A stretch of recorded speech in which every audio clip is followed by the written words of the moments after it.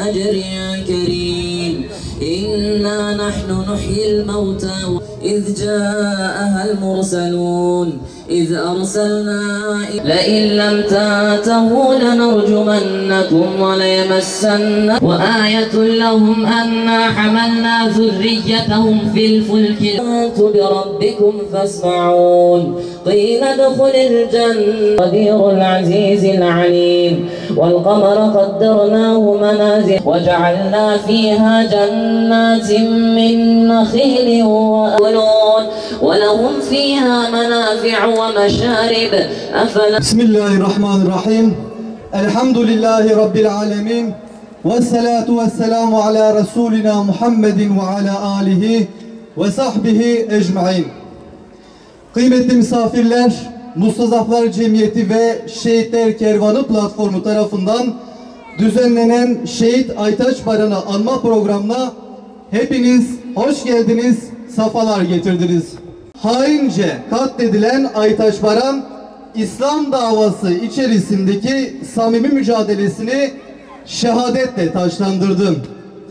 İslam davasını daha ileriye götürme adına gece gündüz demeden çalışan Aytaç Baran, yumuşak huyluluğu ve güler yüzlülüğü sayesinde bölge insanların ve gençlerin gönlünde taht kurmuştu.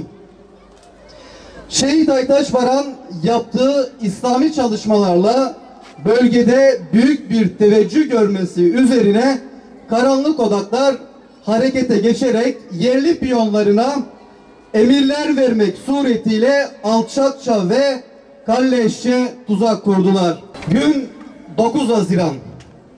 Yıl 2015. Bundan tam 8 yıl önce PKK'liler tarafından kurulan hain pusuyla şehit edilen Aytaç Baran kutlu mücadelesini tamamlayarak gençlere miras bıraktı. Kur'an-ı Kerim tilavetini yapmak üzere Ammar Zeren kardeşimin kürsüye davet ediyorum. Euzubillahimineşşeytanirracim. Bismillahirrahmanirrahim. Yasin vel Kur'anil Hakim inneke leminel murselin ala sıratin mustakim tanzilel azizirrahim litunzira kavmen ma unzira abâuhum fehum gafilun.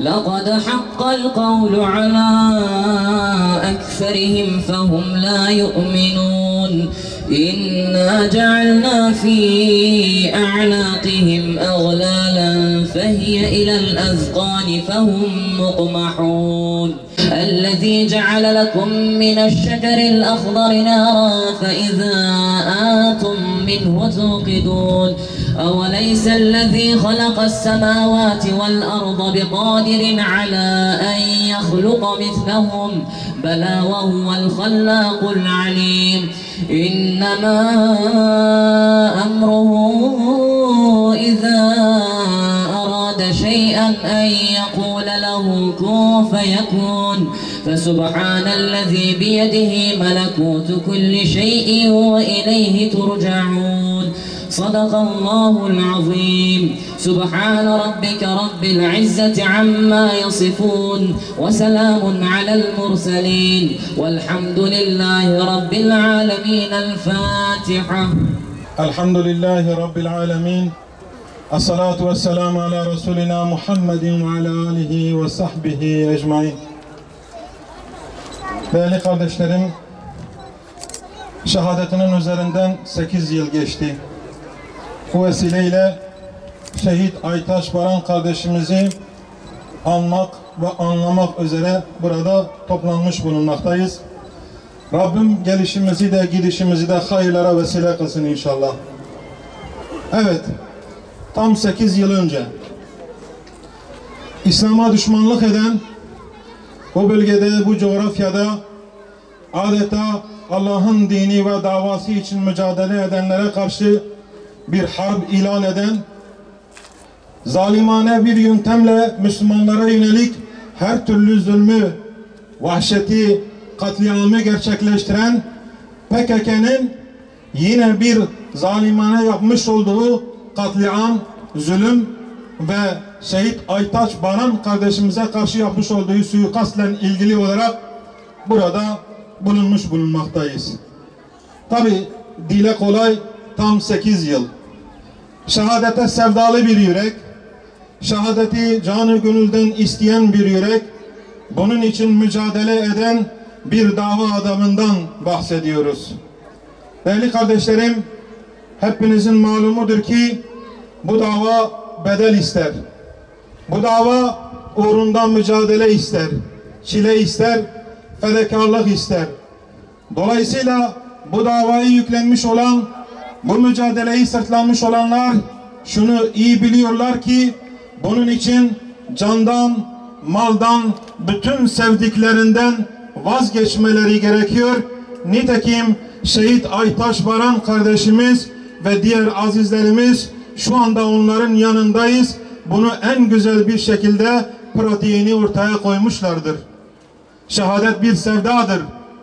Şehadet aynı zamanda şehit için bir aşktır ve onu canı gönülden isteyenler arzuluyorlar.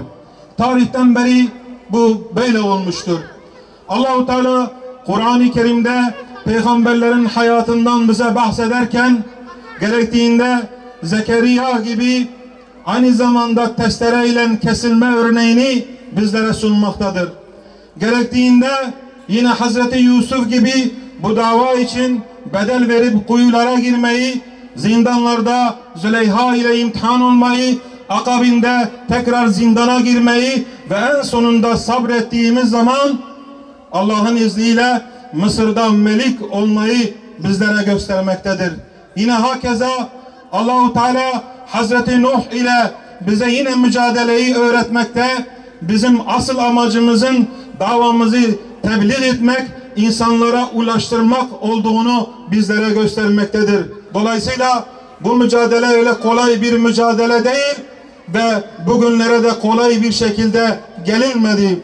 Yine hatırlarsanız Habbab bin Eret radıyallahu anh Peygamber aleyhissalatü vesselamın yanına geldiği zaman artık Mekke'nin zulümleri, işkenceleri haddini aşmış ve Müslümanların dayanacak bir takati kalmamıştı.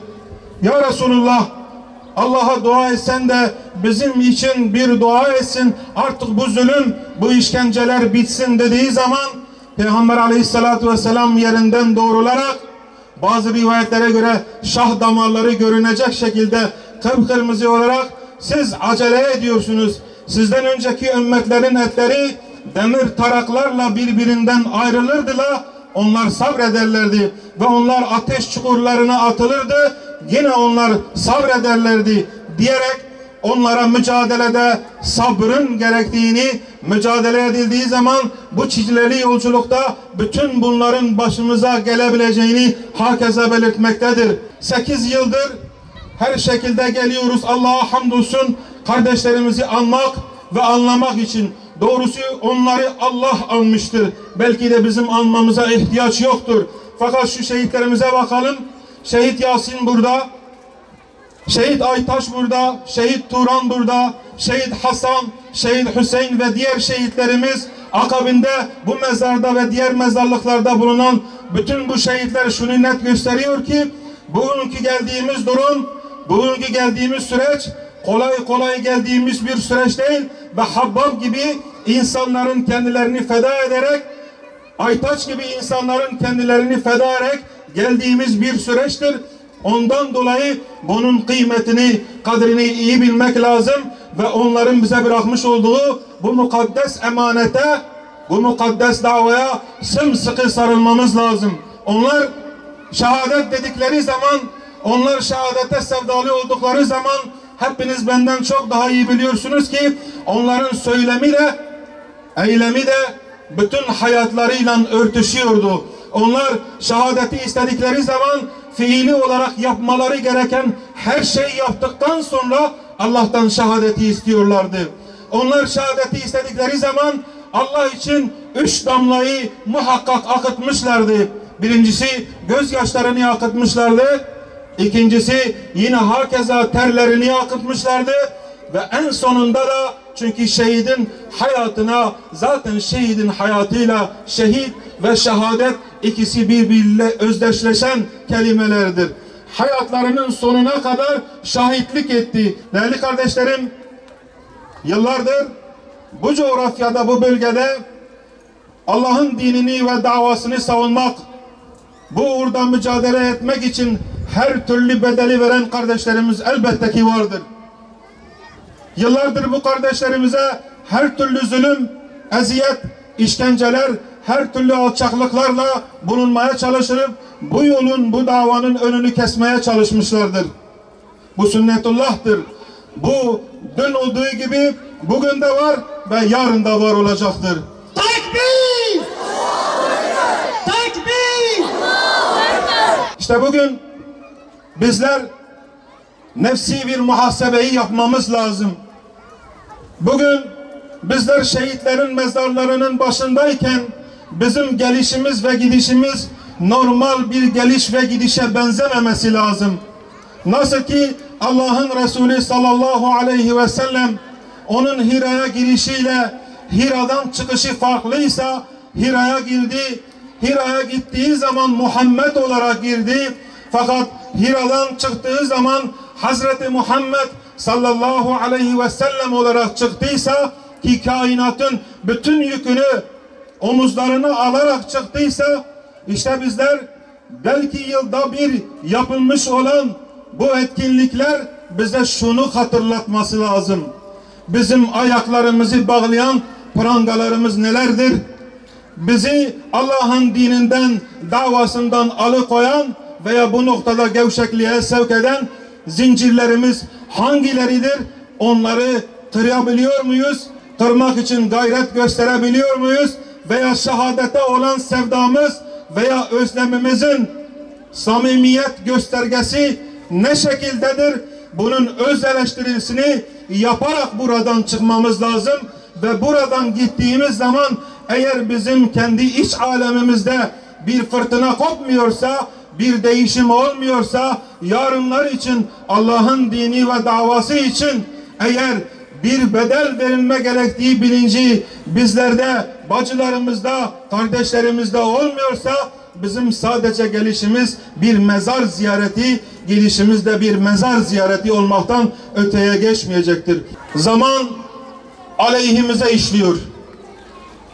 Dün ile bugün bir değil. Bugünün kendisine göre imtihanları çok daha farklı. Bugünün kendisine göre imtihanları çok daha zorlu. Bizim bu süreç içerisinde dünyevileşmenin etkisinde kalmadan, bizim bu süreçte dünya hayatının ve dünya süsüne aldanmadan, kalmadan, Allah'ın dini ve davası için bizden öncekilerin dalgalandırmış olduğu bu aziz İslam bayrağını, bu tevhid bayrağını bedeli ne olursa olsun, bunun sıkıntısı ne olursa olsun, çilesi ne olursa olsun, hiçbir şekilde geri adım atmadan, ilkelerimizden taviz vermeden, Allah'ın dinini ve davasını sürdürerek bu kutlu mücadeleyi biz dağın zirvesine ulaştıracak ve inşallah bizler de onlar gibi şehadet şerbetini içerek onlarla kıyamette Allah'ın firdevsinde bir arada bulunabilme heyecanını, isteğini, arzusunu ve samimiyetle ihlasını göstermemiz lazım. İslam tarihinde ve bu mücadelenin seyrinde nice kardeşlerimiz bu bedelleri vererek daha 15'lerinde bakınız bu mezarlıkların gezelim. Onlarca kardeşlerimiz var. Yaş ortalaması 15, 16, 17, 18, 20'li yaşlar. 20'li yaşlarda, 18'li yaşlarda bu davayı omuzlayıp bu mücadeleyi sürdüren zalimlere ve İslam düşmanlarına karşı baş eğmeyen bu kardeşlerimizin mezarı başındayız ve biz onların mezarının başında dediğim gibi söz veriyoruz ve diyoruz ki hep beraber inşallah biz ahdimize sadık kalanlardan olacağız. Onlar nasıl ahdine sadık oldu, ayet-i kerimenin deyimiyle kimileri de bekliyor diyor ya, ya Rabbi bizi hakkıyla bekleyenlerden eyle. Ya Rabbi, ya Erhamer Rahimin, ya Ekremel Ekremin, şu şehitlerin hürmetine, onların akan mübarek kanlarının hürmetine İslam davasını muzaffer eyle. Ya Rabbel Alemin, ellerimizi geri çevirme. Ya Rabbel Alemin, bizi şehitlerimizle beraber haşreyle. İslam düşmanlarına fırsat verme ya Rabbi. Onların zalimliklerine, zorbalıklarına, onların Müslümanlara karşı olan kindarlıklarına karşı bizlere güç ver, kuvvet ver, ihlas ver, iman ver, samimiyet ver, sabır ver ve onlara baş kaldırmayı bizlere nasip eyle ya Rabbi.